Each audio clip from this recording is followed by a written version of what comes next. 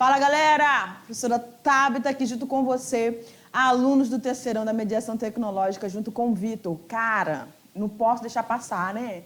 Vitor está completando mais um aninho de vida. Uhul! Feliz, muitas felicidades para você, querido. Juntamente com o nosso Lobo, nosso produtor, e com o Denis, logicamente, todos mundos aqui juntinhos para fazer mais essa aula com você. É isso mesmo. Qual é o assunto da aula de hoje, prof? Um assunto que tem a ver com você e comigo? Claro, porque nós somos parte integrantes de um meio e nós influenciamos, nós contribuindo, e eu espero, contribuímos, né? E eu espero que essa contribuição seja positiva.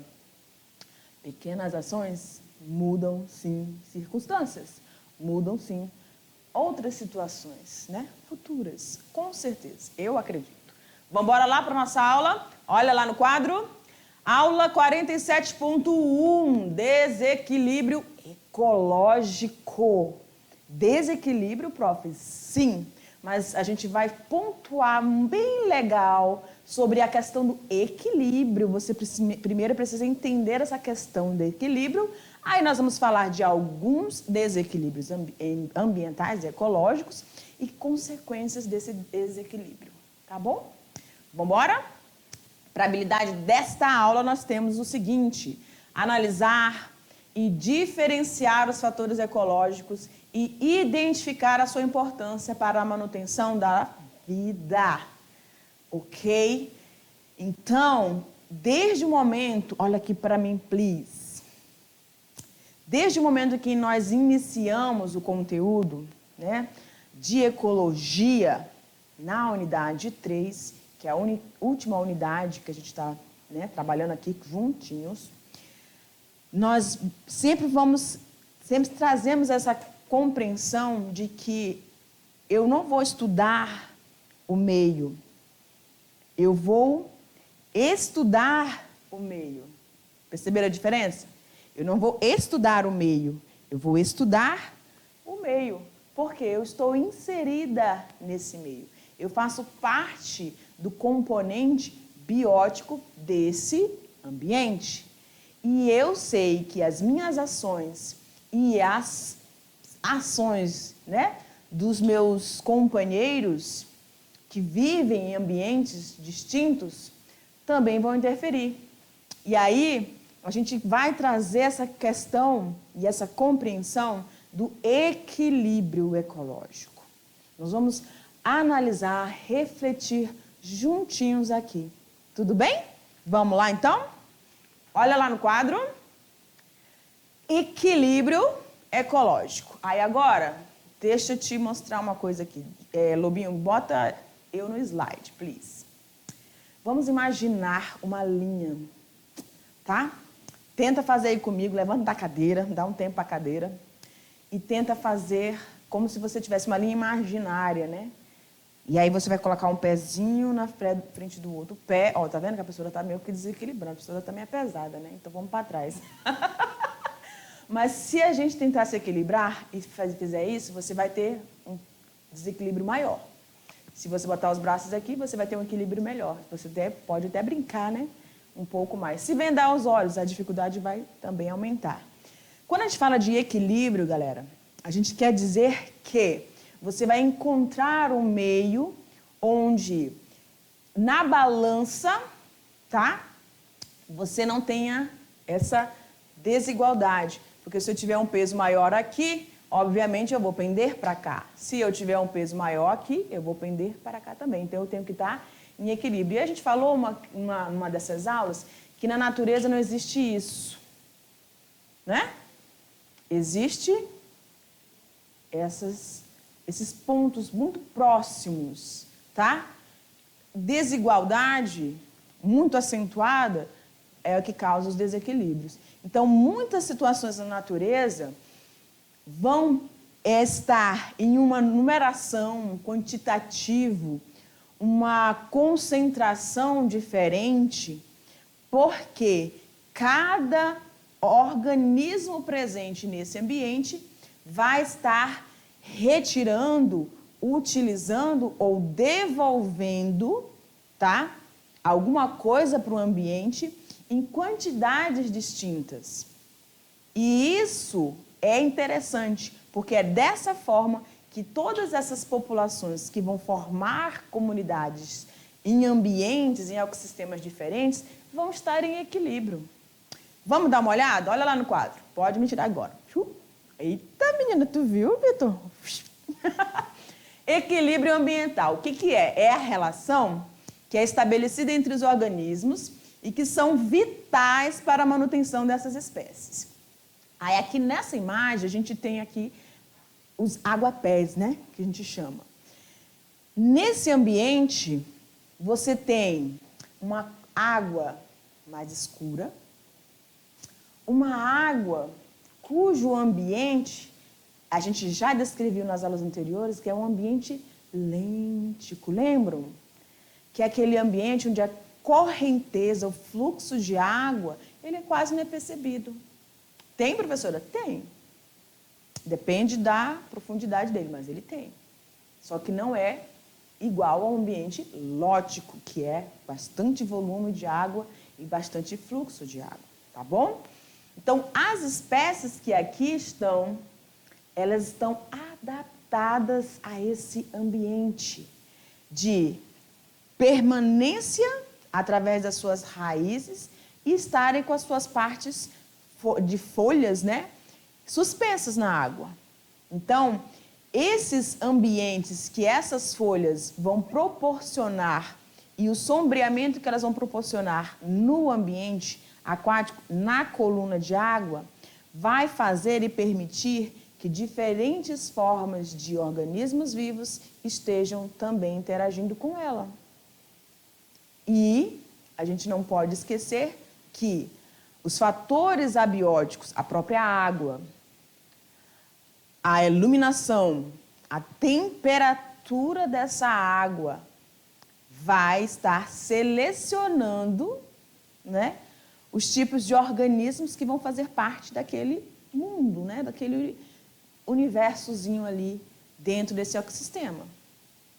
Peixes, larvas de insetos, anfíbios, todos eles, cada um deles vão estar utilizando desse ambiente proporcionado por essas águas, por essas plantas aquáticas, os aguapés. E tem uma outra imagem, eu creio, deixa eu dar uma olhada ali, vamos lá para o slide, que eu acho que tem uma outra imagem que vai mostrar uma...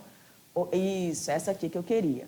Então, nessa imagem aqui, então aqui nessa imagem, você consegue observar lá atrás, ó, a vegetação, né, a floresta, margeando esse corpo hídrico. Aqui os aguapés, estão vendo? Beleza. E aqui a Vitória Régia. Essa planta, e a florzinha dela aqui, né? Linda e maravilhosa. Então, você vê esse ambiente lêntico proporciona a presença e a manutenção desses dois tipos de organismos vegetais, seres autotróficos, que cada um tem tem um tamanho diferente e tem uma adaptação diferente. Ambas são aquáticas, ambas colocam suas folhinhas aí e servem de alimento para, por exemplo, os aguapés, as tartaruguinhas, as tracajás gostam muito. Aqui, nas folhas das Vitória Régia, nas folhas, tá? Isso aqui é folha, aqui é as florzinhas, mas aqui é as folhas. Nessas folhas que ficam suspensas, elas se abrem lindamente, elas conseguem acumular água. E aqui você pode encontrar larvas de insetos que vão servir de alimento para quem? Para pequenos anfíbios, pequenos sapinhos. E esses sapinhos também podem colocar, né, fazer o processo de reprodução utilizando também essa quantidade de água que fica ali armazenada. Então, num ambiente só, você vê várias conexões de seres que são capazes de, a partir da sua adaptação, na parte laminar desse corpo hídrico, que não tem uma correnteza muito forte, porque se tiver correnteza muito forte, o que vai acontecer? Tanto os aguapés quanto a Vitória Régia tem o seu caulezinho bem e vai se fixar lá no fundo do rio. Se tiver correnteza, vai se desprender e vai levar e elas vão se dispersar. Então não vai formar aquele aglomerado ali que a gente vê tão bonito, né? Que realmente é uma planta maravilhosa, tá? Vai servir de abrigo para peixes, vai manter uma comunidade de fitoplânctons ou plâncton diferenciado na parte de baixo dessas folhas. Então, a gente tem aí que a gente pode dizer, né, que todos esses vegetais, esses organismos micro ou macro, no caso dos anfíbios, dos peixes, serpentes também que vão fazer visitação, com certeza. Aves também, né? Na margem, os macaquinhos, os frutos, as plantas frutíferas que vão estar próxima aí da água, da lâmina d'água, os peixinhos vêm, se aproveitam também e dão aquele salto. Você já viu aquelas fotos lindas, maravilhosas, né? O lobo deve conhecer algumas fotos maravilhosas desse tipo. Os peixinhos saltando e pegando, né? Os frutinhos, se alimentando desses frutos. Estão na parte externa, mas eles têm essa conexão. Eles conseguem fazer isso. Então, toda essa fauna e flora estão em equilíbrio, vivendo harmoniosamente. Professora, mas a gente falou nas aulas anteriores sobre relações desarmônicas. Sim, a predação é uma relação desarmônica, mas ela é necessária. E a gente vai ver alguns elementos aqui. Olha lá no quadro. Chega lá? Beleza. Então, quando a gente fala de aspectos de equilíbrio, a gente tem que ter tamanho populacional estável. O que significa isso? Eu preciso ter um controle de número de indivíduos para cada população. E aí, o que a gente tem com muita frequência? Animais herbívoros se reproduzindo com um acentuado número de indivíduos. Nós vamos ter animais consumidores primários ou consumidores secundários que se alimentam dos herbívoros, também com modos de reprodução diferentes, por exemplo, aqueles que têm fecundação externa, que liberam vários ovos, que vão realizar o processo de fecundação, né? Esses organismos precisam liberar bastante indivíduos, porque o número de predação é muito grande. Tem que ter um predador. Aí a gente lembra da cadeia alimentar. Na ausência de um predador ou na ausência da oferta de um alimento que faz parte do cardápio de algum outro ser, você pode ter um desequilíbrio. Quem vai estar controlando isso? A taxa de natalidade. Lembra quando nós estudamos a questão do processo evolutivo e falamos de especiação, né? E a gente falou que quando uma população está num espaço muito reduzido, a peripatria, lembram disso? O que vai acontecer? Os próprios genes, que a gente está ali na informação, né? Os próprios genes, vão aparecer genes alelos, que vão ser deletérios, que não tem outra forma de controlar. O que vai fazer? Quando esses organismos se reproduzirem, eles vão dar conta de, infelizmente, né? Ou felizmente, para esse controle, eles serem eliminados, não chegarem à fase adulta e nem muito menos na fase reprodutiva. Tá bom? Então, olha só, a gente chega agora nesse naipe da nossa aula, de a gente conseguir fazer todo esse resgate do conteúdo que a gente viu lá desde o início. Certo? Então, você tem que ficar aqui comigo, ó, nessa pegada. Então, controle populacional, essa quantidade de cada representante desta comunidade no ecossistema é importante. E vai acontecer de uma forma direta ou indireta, tá? Ou por predação ou por ação genética. Olha lá no quadro. E aí a gente tem também o fluxo de energia, ou seja, o equilíbrio desse fluxo de energia no ecossistema.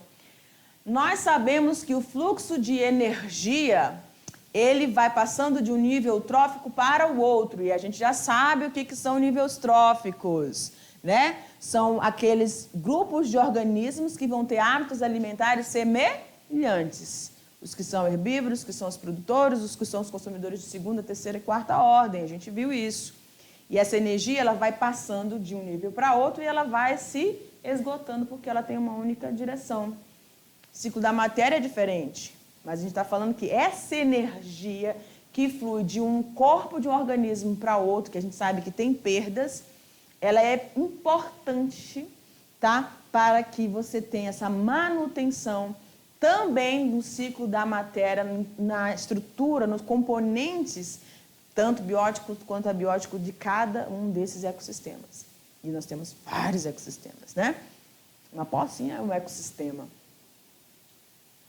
A nossa cabeça pode ser um ecossistema. Tanta coisa pode ser ecossistema, né? Tem que ter elementos ali necessários. E outra importante definição aqui, para a questão do equilíbrio, joga lá no quadro, só para você acompanhar comigo, olha lá, a frequência de genes que estão em equilíbrio. O que é esses genes? São aqueles que vão estar durante o processo de reprodução, de meiose, divisão de meiose, passando as informações, as características genéticas. E até mesmo nessa transferência de informações genéticas hereditárias pelo processo de reprodução entre um ser vivo e outro, tanto faz aqueles que reproduzem assexuadamente ou sexuadamente, eles vão deixar descendentes. Se são cópias ou não, como acontece na maioria das bactérias, né? Por ciparidade, enfim. Mas elas vão estar ali deixando essas informações. Quando alguma interferência externa no ambiente exige que haja uma ação de dentro para fora, isso vai acontecer. As nossas células também têm essa capacidade, né? O nosso núcleo celular, aqui agora estou falando de células eucariotas, esse núcleo celular tem o poder, né, a capacidade de fazer todas essas interferências. É um negócio bem legal, né? É também um pouco complexo, mas é assim que acontece no ambiente, tá bom? De um jeito ou de outro, a vida vai sempre dar um jeitinho para tentar escapar de alguma interferência externa. E às vezes esse controle vem de dentro para fora. Vamos continuar? Olha lá no quadro. Aqui, deixa eu ver uma coisa. Ok. Aqui a gente tem um exemplo, né, de um processo adaptativo, que são das aves, as araras. E esses processos adaptativos, a presença desses organismos, são indicativos de que há realmente um equilíbrio dentro daquele ambiente. Presta atenção aqui. As araras, elas são bastante seletivas, né, no seu tipo de ambiente. E elas são animais que colocam seus ovinhos, têm os seus ninhos. E eles precisam, existem espécies dentro de um ambiente que elas vivem que são selecionadas por elas. Ou árvores, e algumas dessas araras, elas também ficam nas costas, né, de montanhas, naquelas paredões. Então, elas colocam ali também para poder fugir, né, ou impedir o máximo possível da questão da predação, porque existe muita predação de ovos de aves, né? Então, eles vão dar um jeito ali de tentar escapar, colocando seus ovos em lugares que sejam de difícil acesso, né? Ou que sejam mais escondidinho, tá? E, obviamente, ela também vai ter o seu processo de defesa. Vai chegar, vai avisar, vai comunicar, vai fazer alguma coisa, né? Tentar espantar ali. A gente já falou disso em outras aulas.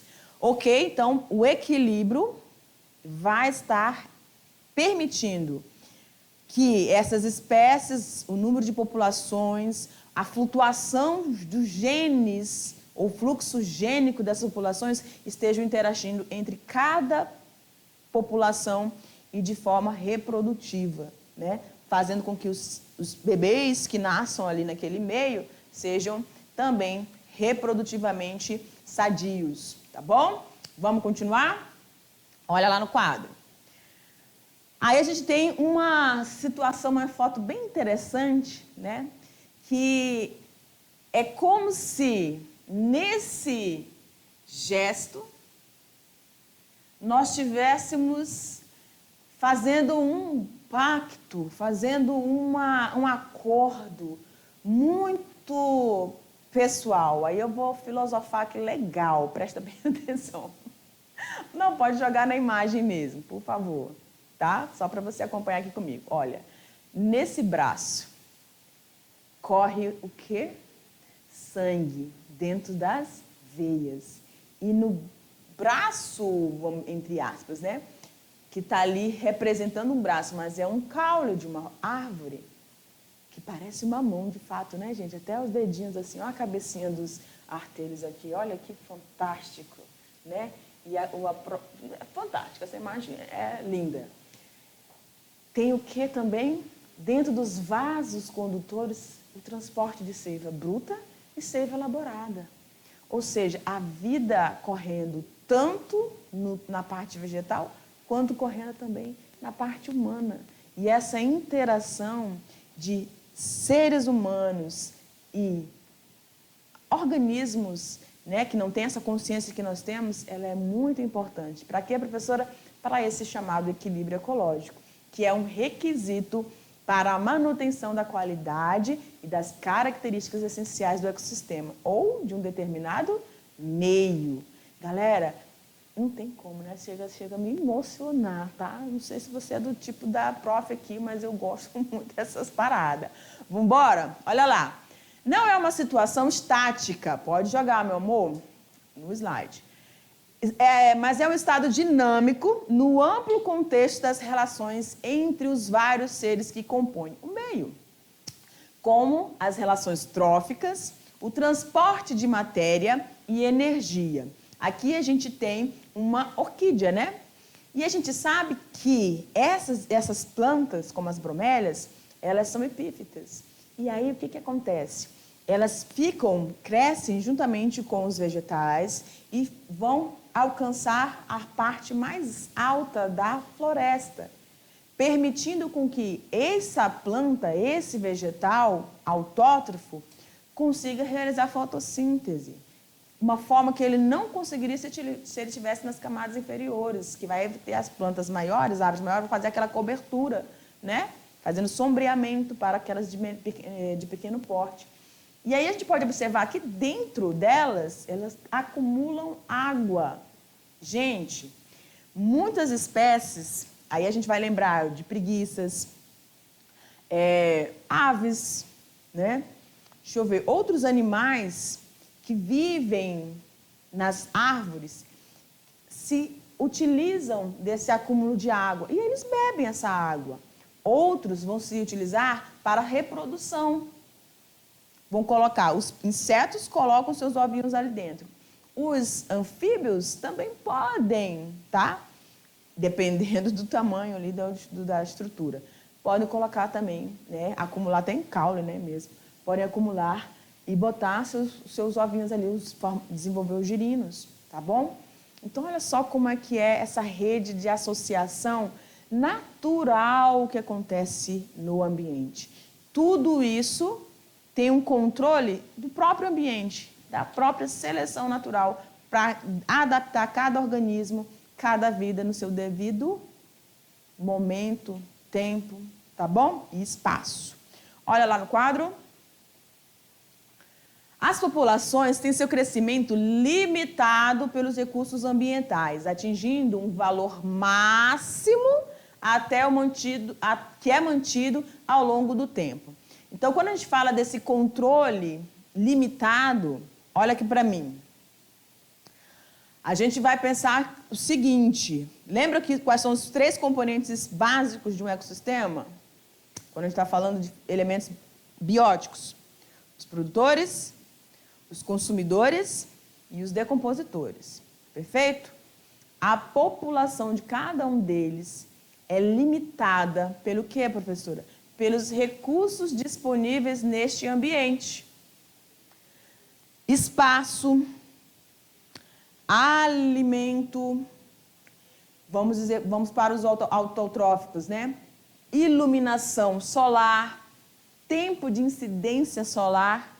Vamos para os corpos hídricos, né? A intensidade, o índice de refração da água, né? Que vai retornar essa luz.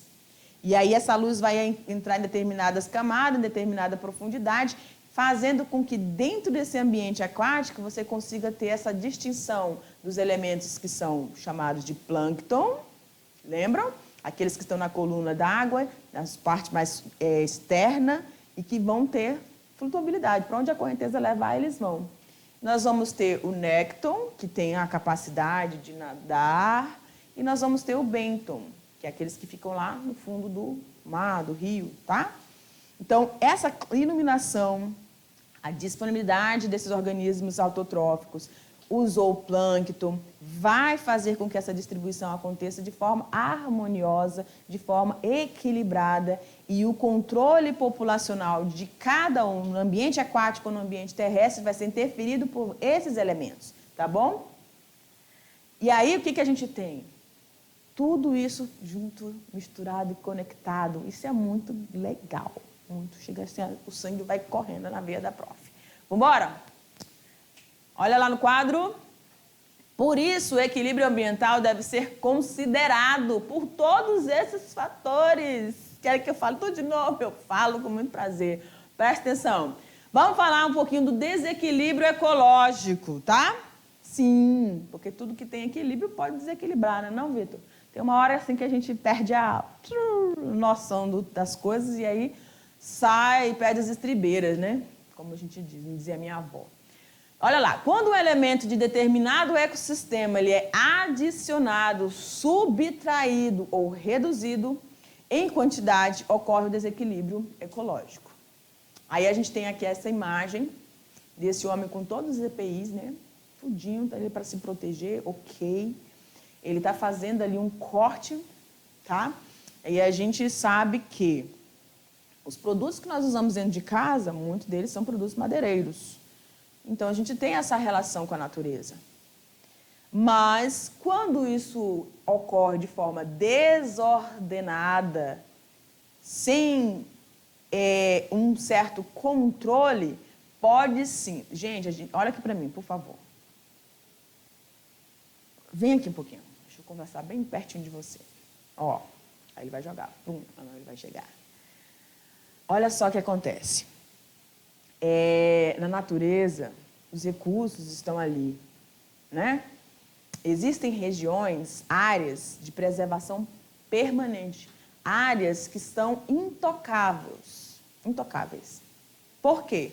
Porque a parte ao longo, ao redor dela, já está muito alterada, muito danificada, então a gente precisa preservar ao máximo. E podem existir populações endêmicas. O que é isso? Populações que só ocorrem naquele local. Se a gente não tratar de cuidar, de preservar, elas vão se extinguir. E todos os componentes, tudo que tem na natureza tem um papel, tem uma função. Se você tirar, vai prejudicar alguma coisa. Certo? Então, eu não estou dizendo aqui que a gente não pode, a visão ecológica, que não pode. A gente pode usar porque a gente precisa, mas de forma ordenada, sempre mantendo essa consciência de que se eu usar demais, de forma que não é proveitosa, de forma que não é para um bem, né, comum, eu posso ter realmente um prejuízo pessoal e pontual, tá? Olha lá no quadro. A natureza demorou milhões de anos para equilibrar os ecossistemas. Aí a gente vai lembrar de vários ecossistemas presentes em vários biomas, como Pantanal, Caatinga, né? Estava lendo umas coisas sobre a Caatinga, né? Um bioma assim, bem brasileiro, tá? Depois a gente vai trazer algumas coisas aqui para vocês. E aí a gente tem, mas uma pequena mudança pode provocar o desequilíbrio. Então, quando a gente... Esses processos de queimadas, né? Os incêndios nas florestas, pode acontecer de forma natural? Pode. Mas muitas delas são causadas, provocadas pelo próprio homem, por ações impensadas ou... que até pode ser, né? Não sei lá nem como é que eu me expresso aqui, mas assim, vacilão. Uma atitude que é de vacilão. E aí a gente também tem, na área urbana, as fábricas, que vão produzir, logicamente, produtos que vão melhorar a nossa qualidade de vida, sim, mas também podem poluir o ambiente, podem poluir o solo, podem poluir a água, e aí, né, a gente realmente fica numa situação complicada. E aí tá aí esse cara, ele todo se protegendo dos olhos, porque muita poluição causa ao ardor, né? Você não consegue ficar com os olhos abertos por muito tempo. A respiração vai ficar prejudicada. E como seria bom se a gente tivesse esse céuzinho azul lindo, maravilhoso. Aqui em Rondônia, a gente tem esse céu tão lindo, maravilhoso. De vez em quando a gente tem muita poluição também, né? Muitas queimadas, infelizmente. A gente pede que, né, a Pai abençoe para que essas pessoas tenham uma mente mais centrada aí. Vamos embora, pensando nas gerações futuras. Olha lá no quadro. Mudanças podem originar reações em cadeia e repercutir. Eu sabia que eu ia errar essa palavra, porque eu tenho um problema com essa palavra. Repercutir diretamente no funcionamento do ecossistema. Então, aqui a gente está vendo o derretimento das geleiras. E o que a gente precisa entender sobre isso? Essas geleiras estão aí, a água no estado sólido, né? Essa água no estado sólido só está aí porque a energia desse ambiente, desse lugar, nos polos, né, do globo terrestre, fazem com que a vibração das moléculas da água elas fiquem mais reduzidas, mais lentas, elas vão ficar ali bem compactadinhas, formando essa estrutura sólida. Mas o aquecimento global, que nós já falamos sobre o efeito estufa, lembra? Dos gases atmosféricos que nós liberamos, que vão aumentar esse processo, ocasionando, então, esse aquecimento que está provocando esse derretimento das nossas geleiras. E isso faz com que o volume de água que estava ali concentrado na forma de sólido, gelo, quando passa para o estado líquido, o volume é muito maior.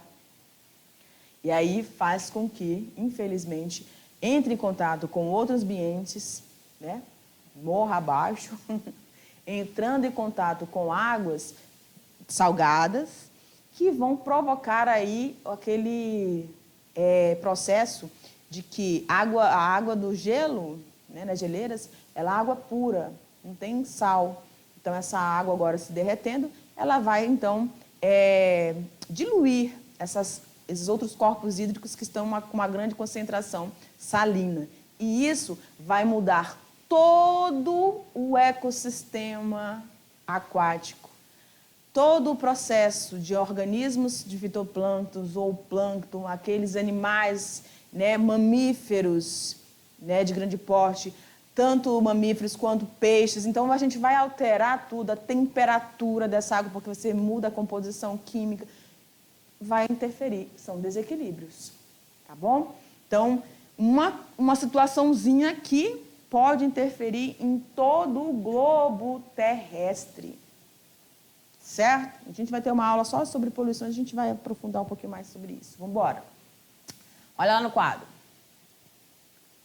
Uma das causas de desequilíbrio ambiental é a poluição. E aí a gente vai assim, passar mais ou menos aqui por esse assunto, não vai pontuar especificamente, tá? Mas a gente tem a poluição dos corpos hídricos, tanto dos rios, do mar, né, quanto a poluição do solo e a poluição atmosférica também. E aqui a gente tem essa imagem, né, de muito lixo, e aí a gente pode ver aqui, tá, a próxima área urbana, olha aqui, prédios, casas aqui ao lado, né? Então, nós mesmos prejudicamos, nós mesmos influenciamos nessas alterações, né? Quando a gente não tem esse cuidado com o lixo que nós despejamos ou que a gente seleciona ali para estar colocando para uma coleta, né, para um processo ali.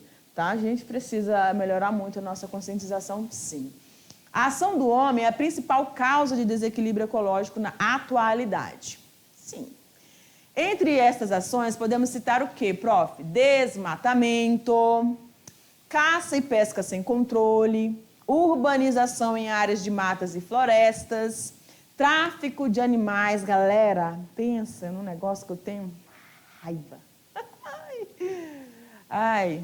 Introdução de espécies exóticas, tá? Então, tem muita coisa que a gente faz de ruim, né? Ah, professora, mas eu não desmato, não. Professora, eu também não trafico animais. Gente, teve uma reportagem que o pessoal lá, São Paulo, né? Estavam passando de carro, e aí tem um pedaço de mata, né, ali na área urbana, não vou dizer o bairro porque eu não lembro. E eles pegavam, botavam frutinha para os macaquinhos, aí quando o outro estava distraído, vinha o outro por trás assim, empurrava para dentro da sacola. Que coisa feia, pelo amor de Deus. Nem para aquele macaco rasgar aquele saco ali, dar-lhe uma dentada, sabe? É bem desse tipo mesmo. Agora vamos contar uma coisinha para vocês, uma historinha para vocês. Olha aqui. A gente tem aqui esses caçadores, um grupo de caçadores, tá? E esses caçadores, eles vão caçar. O que, professora? Cobra.